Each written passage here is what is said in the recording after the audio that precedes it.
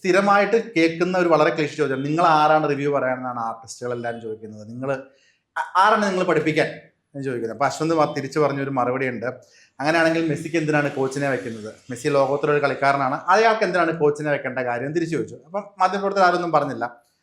ആ സ്റ്റേറ്റ്മെന്റ് എത്രത്തോളം ശരിയാണ്? അല്ല, ഞാൻ ഉദ്ദേശിച്ചത് ഓരോന്നും ഓരോ ഡിസിപ്ലിനാണ്. ഇപ്പം മെസ്സിക്ക് എന്തിനാ കോച്ച് എന്നുള്ളതല്ല ഞാൻ ഉദ്ദേശിച്ചത്. ആക്ച്വലി ഞാൻ കോച്ചുമല്ല, ഞാൻ സിനിമക്കാരെ കോച്ച് ചെയ്യുന്ന ആളുമല്ല. അങ്ങനത്തെ കോച്ച് ചെയ്യുന്ന ആൾക്കാരുണ്ട്, ആക്ടിങ് കോച്ചസ് ഉണ്ട്, എല്ലാം ഉണ്ട്. ഞാൻ ഉദ്ദേശിച്ചത് മെസ്സിയുടെ ഡിസിപ്ലിൻ എന്ന് പറഞ്ഞാൽ ഫുട്ബോൾ കളിക്കുന്നതല്ല. കോച്ചിൻ്റെ ഡിസിപ്ലിൻ എന്ന് പറയുന്നത് എന്താണ്? മെസ്സിയെ പരിശീലിപ്പിക്കാനുള്ളത്. അപ്പോൾ അതുപോലെ പിന്നെ ഓരോ ഡിസിപ്ലിൻ. അപ്പം സ്വാഭാവികമായിട്ട് എല്ലാവരും ചോദിക്കുന്ന ചോദ്യം വെച്ച് കഴിഞ്ഞാൽ, നീ സിനിമ എടുത്തിട്ടുണ്ടോ, അല്ലെങ്കിൽ നീ സിനിമയെക്കുറിച്ച് പഠിച്ചിട്ടുണ്ടോ, അല്ലെങ്കിൽ നിനക്ക് എന്ത് യോഗ്യതയുള്ളത് പറയാനുള്ളത്. അതായത് ഫിലിം റിവ്യൂ ചെയ്യാന്നുള്ളത് സിനിമയായിട്ട് ബന്ധപ്പെട്ട കാര്യമാണെങ്കിൽ അത് മറ്റൊരു മേഖലയാണ്. അപ്പം ഞാനത് പറയുന്നതിന് ഞാൻ സിനിമ എടുക്കേണ്ട ആവശ്യമില്ല എന്നുള്ള രീതിക്കാണ് പറഞ്ഞത്.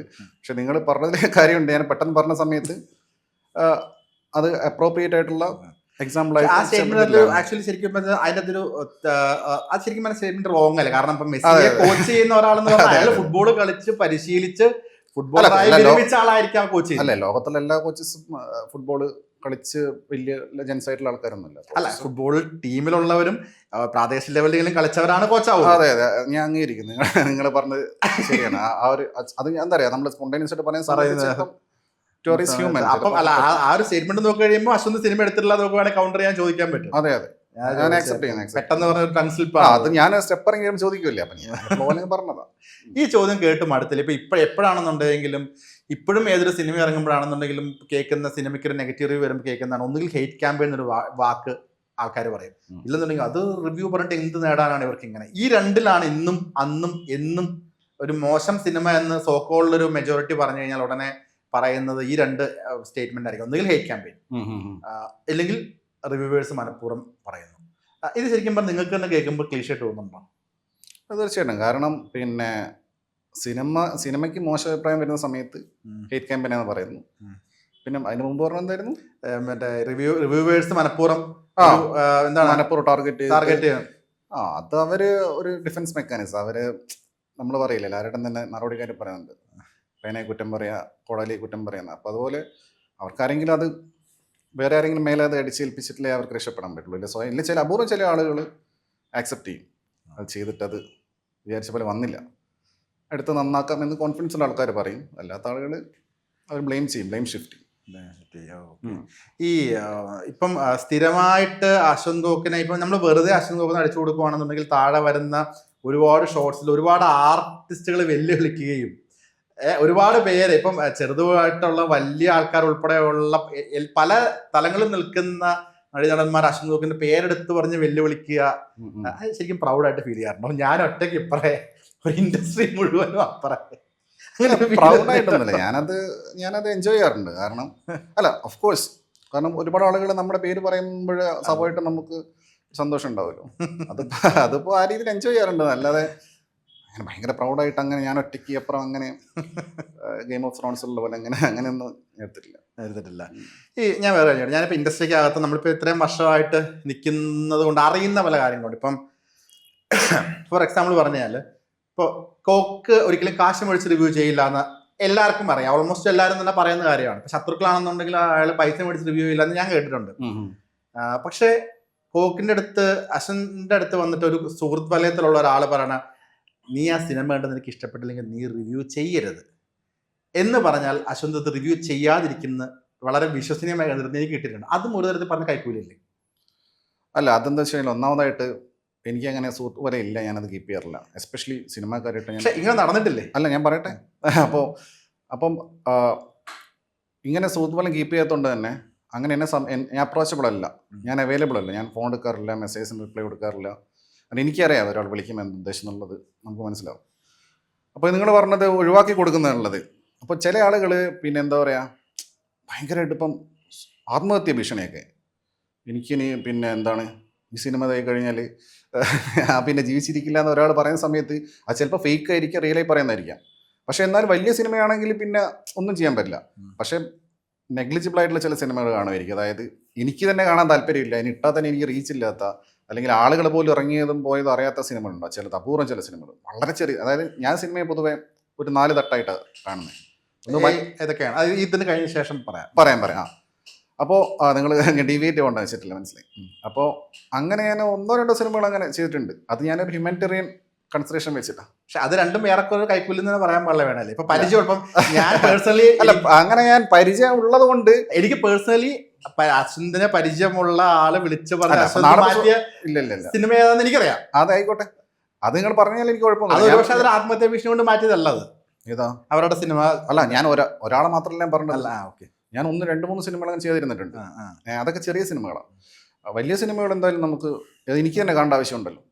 അപ്പോൾ ഇത് ഞാൻ പറഞ്ഞതെന്ന് വെച്ച് കഴിഞ്ഞാൽ, ഒന്ന് ഞാൻ പേരെടുത്ത് പറയുന്നത് ഒമർ ലുലുവിൻ്റെ ആണ്. ഞാൻ പല ഇൻ്റർവ്യൂസിലും പറഞ്ഞിട്ടുള്ള പുള്ളി. എനിക്ക് ഞാൻ സിനിമ റിവ്യൂസ് ചെയ്യുന്നതിന് മുൻപേ ഞങ്ങൾ ഭയങ്കര അറിയാം. അപ്പം അതുകൊണ്ട് ഞാൻ പുള്ളിയുടെ സിനിമ ഞാൻ ചെയ്യാറില്ല. മറ്റ് നിങ്ങൾ പറഞ്ഞ എനിക്ക് തോന്നുന്നത് ഒരു 3 സിനിമകൾ ഞാൻ അങ്ങനെ ചെയ്തിരുന്നിട്ടുണ്ട്. പക്ഷെ അത് വിചാരിച്ചിട്ട് നാളെ വേറെ ആരും പറഞ്ഞു വന്നു കഴിഞ്ഞാൽ ഞാൻ ചെയ്യാതിരിക്കുന്നില്ല. അപ്പോൾ നാളെ സുമേഷിൻ്റെ സിനിമ ചെയ്യുകയാണെങ്കിൽ ഞാൻ തീർച്ചയായും റിവ്യൂ ചെയ്യും. അപ്പം ഞാൻ പറയുന്നത് വെച്ച് കഴിഞ്ഞാൽ, ചില കോണ്ടെക്സ്റ്റിൽ നമുക്ക് 100% നിങ്ങൾ കൈക്കൂലി എന്ത് പറഞ്ഞാൽ കുഴപ്പമില്ല, നമുക്ക് 100% ഒരു കാര്യത്തിൽ സ്റ്റിക്ക് ഓൺ ചെയ്യാൻ പറ്റില്ല. പിന്നെ ഇനിയിപ്പോൾ ഒരു ആത്മഹത്യയോ എന്ത് ചെയ്തു കഴിഞ്ഞാൽ അത് നമുക്ക് ബുദ്ധിമുട്ടല്ലേ. ലൈഫ് ലോങ് നമ്മൾ പിന്നെ അത് ആത്മഹത്യ ഭീഷണി എന്നല്ല, അവര് തീർന്ന് തോന്നി വിടുന്നതാണ്. അത് വലിയ സിനിമയല്ല.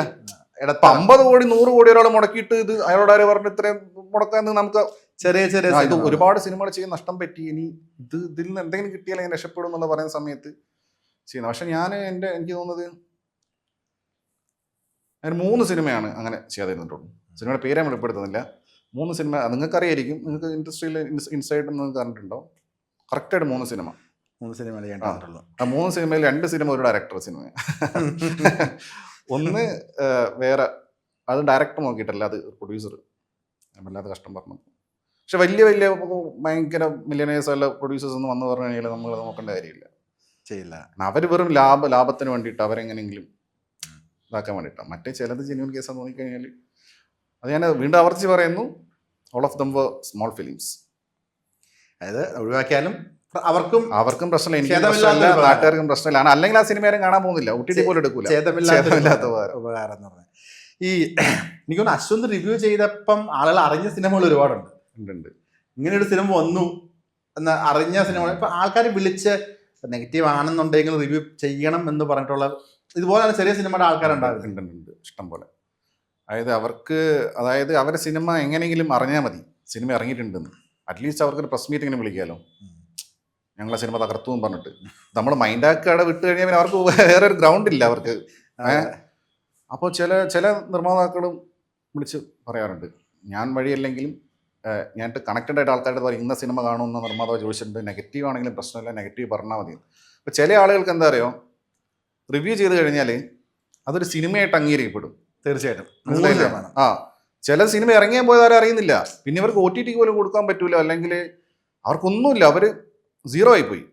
അപ്പോൾ അവരെന്ത് ചെയ്യുന്ന വെച്ച് കഴിഞ്ഞാൽ റിവ്യൂ ചെയ്യാം, ഏതെങ്കിലും ഒരാളെങ്കിലും ചെയ്താൽ മതി. അപ്പം ഞാനെങ്ങനെ എല്ലാ സിനിമയും റിവ്യൂ ചെയ്യുന്ന ഒരാളല്ല. ഞാൻ നേരത്തെ അതാ പറഞ്ഞു, ഞാൻ സ്കെയിൽ നോക്കിയിട്ടേ ചെയ്യാറുള്ളൂ. അപ്പോൾ ഞാൻ റിവ്യൂ ചെയ്ത് കിട്ടിക്കഴിഞ്ഞാൽ അതൊരു സിനിമയായിട്ട് അംഗീകരിക്കപ്പെട്ടു എന്നുള്ളൊരു കോൺഫിഡൻസ് അവർക്കും വരുമല്ലോ, അപ്പം നെഗറ്റീവായി കഴിഞ്ഞാലും. അപ്പം അതുകൊണ്ട് അങ്ങനെ ആവശ്യപ്പെടാറുണ്ട്. അശ്വന്ത് കാശിന് വേണ്ടി റിവ്യൂ ചെയ്യുന്ന ആളല്ലെന്ന് പറഞ്ഞു. കാരണം അശ്വന്തിന്റെ റിവ്യൂ ഏറ്റവും ഒരു ഓഫ് കോഴ്സ് കാശ് സൈഡാണ്. അതെ ഞാൻ പറഞ്ഞിപ്പം എല്ലാ സിനിമയും റിവ്യൂ ചെയ്യലും സിനിമയുടെ ഒരു സ്റ്റാൻഡേർഡ് നോക്കി റിവ്യൂ ചെയ്യുക എന്ന് പറയുന്നത് അത് മറ്റൊരു തലമാണ്. അപ്പം മിനിമം അശ്വന്ത് ഒരു ഏറ്റവും ചെറിയതെന്ന് കരുതപ്പെടുന്ന എല്ലാ സിനിമയും അവരുടെ മേക്കേഴ്സ് വലിയ സിനിമകൾ തന്നെയാണ്. അതെ. പക്ഷെ ബട്ട് സ്റ്റിൽ പുറത്തിറങ്ങുമ്പോൾ ആൾക്കാർ അങ്ങനെ വലിയ ഇമ്പോർട്ടൻസ് കൊടുക്കാത്ത ചില സിനിമകൾ റിവ്യൂ ചെയ്താൽ മിനിമം 1-2 ലക്ഷം ഏറ്റവും കുറഞ്ഞ അശ്വന്തിന്റെ ഒരു വീഡിയോ ഓടും. അതിന്റെ റിട്ടൻഷൻ വ്യൂസ് അല്ലേ പറയുന്നത്, അതിന്റെ റിട്ടൻഷൻ അശ്വന്തിന്റെ ഭയങ്കര ഹൈ ആയിരിക്കും സാധാരണക്കാർ. കാരണം നിങ്ങൾ എന്താണ് പറയുന്നത് കാണാൻ വേണ്ടി വളരെയധികം ആൾക്കാരുണ്ട്, സർക്കാസ്റ്റിക് മൂഡിലുള്ള സംസാരം കേൾക്കാൻ വേണ്ടി. അപ്പം അതിൽ നിന്ന് വരുന്ന റവന്യൂ വലുതായിരിക്കും. റവന്യൂവിന് വേണ്ടി മാത്രമാണെന്നുണ്ടെങ്കിൽ എല്ലാ സിനിമകളും റിവ്യൂ ചെയ്താൽ മതിയായിരുന്നു. പൈസ സെക്കൻഡറി ആയിട്ട് കാണുന്ന വ്യക്തിയാണ്. സെക്കൻഡറി കാരണം ലോങ് റണ്ണിൽ അത് ബാധിക്കും. അത് ആൾക്കാർ നിങ്ങൾ പറഞ്ഞാൽ തന്നെ അതിനുള്ള ഉത്തരമുണ്ട്. ആൾക്കാർക്ക് ഒരു ക്യൂരിയോസിറ്റി വരാൻ കാരണം എന്താ വെച്ച് കഴിഞ്ഞാൽ, ഞാൻ ചെയ്യുന്നതിനകത്ത് സംതിങ് ഉണ്ട്, യുണീക്ക് ഉണ്ട് എന്നുള്ളതുകൊണ്ടാണ്. ഞാൻ ചവറ് പോലെ $50 $100 വേണ്ടിയിട്ട് പിന്നെ ചെയ്തുകൊണ്ടിരുന്നു കഴിഞ്ഞാൽ ഗ്രാജുവലി ആൾക്കാരുടെ ആ ക്യൂരിയോസിറ്റി നഷ്ടപ്പെടുകയും പിന്നെ എനിക്ക് തന്നെ ഇതൊന്നും ഭയങ്കര പാടല്ലേ, നിങ്ങൾക്കറിയാലോ. രാവിലെ നമ്മൾ എഴുന്നേറ്റ് ആൾക്കാർ പറയുന്ന ഒരു പണിയില്ലാന്ന്, പക്ഷെ എന്താ പറഞ്ഞാലേ ചെലവ് നമ്മൾ എഴുന്നേറ്റ് അല്ല Effort ഒന്ന് ഭയങ്കരമാ. എവിടെ എഫേർട്ട് എവിടെ തലേ ദിവസം തുടങ്ങുന്ന എഫേർട്ട്, തലേ ദിവസം നേരത്തെ ഉറങ്ങണം, അടിച്ച് ഓഫായി കഴിഞ്ഞാൽ പോയി. തലേന്ന് നേരത്തെ ഉറങ്ങണം, അവിടെ നിന്ന് ഉറങ്ങുന്ന എഫേർട്ട്. അപ്പൊ ഉറങ്ങുന്ന ഒരു എഫേർട്ട് ആണോ എന്ന് ചോദിക്കൂ. സ്ഥിരമായിട്ട് ലേറ്റ് ആയിട്ട് ഉറങ്ങുന്ന ആൾക്ക് നേരത്തെ ഉറങ്ങുന്ന ഒരു എഫേർട്ട്. തീർച്ചയായിട്ടും ആ എനിക്കൊക്കെ അത് മനസ്സിലായി. അത് കഴിഞ്ഞ് പിന്നെ രാവിലെ എഴുന്നേറ്റ് കുളിച്ച് ഡ്രസ്സപ്പ് ചെയ്ത് നമ്മളവിടെ എത്തി. വണ്ടി പാർക്ക് ചെയ്യാൻ തന്നെ ബുദ്ധിമുട്ടാണ്, കാരണം ഇവർ ഭയങ്കര ശല്യമാണ് വണ്ടി പാർക്ക് ചെയ്യാൻ പറയുന്ന ആൾക്കാർ. എല്ലാ തിയേറ്റേഴ്സിലും ഇല്ലേ, കൺജസ്റ്റഡ് ആയുള്ള തിയേറ്റേഴ്സിൽ. പിന്നെ അവിടെ പോയി ഇത് കണ്ടു തീർക്കണ്ടേ. ചില സിനിമകളൊന്നും കണ്ടു തീർക്കാനാവില്ല, ഇൻ്റർവെൽ ആകുമ്പോഴത്തേക്കിനെ ക്ഷീണിക്കും. പിന്നെ നമ്മൾ ഒരു കോഫിയെ കുടിച്ച് വീണ്ടും ഓണായി ഇരുന്ന് ഇത് കണ്ടു കഴിയുമ്പോഴത്തേക്കിന് എക്സോസ്റ്റഡ് ആയി പോകും. പിന്നെ ഇതിനെക്കുറിച്ച് പറയണ്ടേ, പിന്നെ എഡിറ്റ് അത് ചെയ്ത് വീണ്ടും ഓർത്തെടുത്ത് അത് അപ്പോഴത്തേക്ക് നമ്മുടെ ഒരു പകുതി ദിവസം കഴിഞ്ഞു. ഇനി 2 സിനിമയുള്ള ദിവസമാണെങ്കിൽ പിന്നെ ഇത് പറഞ്ഞ് ഇതിന്റെ മോഡ് ഓഫിൽ വേണം അടുത്ത സിനിമ കാണാൻ പോകും. അപ്പം നമ്മൾ വീണ്ടും ഒന്ന് റിഫ്രഷ് ചെയ്തിട്ട് വേണം പോകാൻ. അപ്പം ഒരു സിനിമ കാണുക ഭയങ്കര മെനക്കെട. ഏറ്റവും ഈസി എന്താ അറിയോ, സിനിമ കാണാതെ ചെയ്യുന്ന കോണ്ടന്റാണ്. ഇപ്പം എനിക്കറിയാവുന്ന പല ആൾക്കാർ സിനിമ കാണുന്നത് കുറച്ചിട്ട് ഇപ്പം സിനിമേതര കോണ്ടന്റ്സ് അല്ലെങ്കിൽ സിനിമ റിലേറ്റഡ്, അതാകുമ്പോൾ നമുക്ക് ഈ ഒരു ലോങ് പ്രോസസ് ഇല്ല. നമുക്ക് ഇരുന്നൊരു വിഷയം പഠിച്ച് പ്രസന്റ് ചെയ്താണ്. പക്ഷെ എല്ലാത്തിനും റിസ്ക് ഉണ്ടേ, എല്ലാത്തിനും എൻ്റെ റിസ്ക്കും എഫേർട്സും ഉണ്ട്. ഞാൻ പറഞ്ഞു, പക്ഷേ ഇതൊരു ഫിസിക്കൽ എഫേർട്ട് കൂടുതലാണ്. അത് വല്ലപ്പോഴും സിനിമ കാണുന്ന ആൾക്കാർ ഫീൽ ചെയ്യില്ല.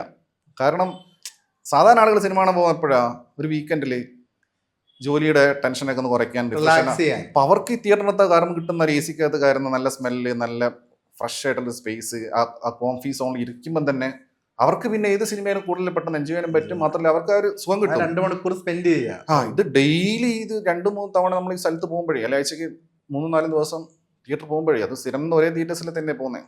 അപ്പോൾ ആ ഒരു വ്യത്യാസമുണ്ട്. അപ്പം അതുകൊണ്ട് ഞാൻ പൈസയുടെ മാത്രമല്ല നോക്കുന്നത്, പിന്നെ ഓഫ് കോഴ്സ് ക്വാണ്ടിറ്റിയൊക്കെ ഉള്ള അധികം കൂടുതൽ ക്വാണ്ടിറ്റിയാണ് നോക്കുന്നത്. ക്വാണ്ടിറ്റിയൊക്കെ കൂടുതൽ ക്വാളിറ്റിയാണ്. ക്വാളിറ്റി ആണ്.